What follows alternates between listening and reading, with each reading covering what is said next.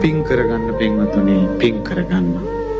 දහම අහන්න, කුසල් අහන්න, ජීවිතේ අඩුපාඩු හදාගන්න. දූල පුතාලට කියන්නේ ඔයාලගේ ජීවිතේ එක්තරා ජීවිතේ කොටසක් බවට බද්ධ කරගන්න ධර්මය අහන එක. මේ බුද්ධ ශාසනයේ අවසාන යුගයේ ඔයාලට පුළුවන් විදිහට පිහිට ගන්න ආයේ මේ වගේ කාලයක් එන්නේ නැහැ.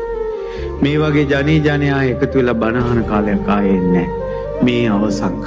මේක පහනක් නෙවෙන්න කලින් එළිය වැඩි වෙනවා වගේ එකක්.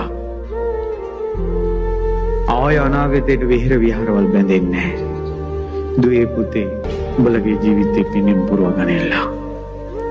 නිවනම පතපල්ලා.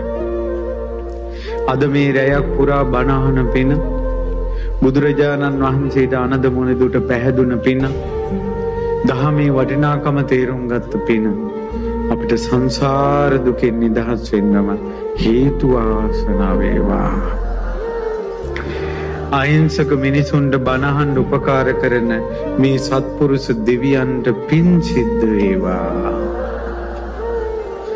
අපටත් අනද මොනිදුන් දරාගත් ධර්මයේ සැනසුන ධර්මයේ අවබෝධ කරපු ධර්මයේ අපිටත් අවබෝධ කරගන්න මේ පින් හේතු වාසනා වේවා.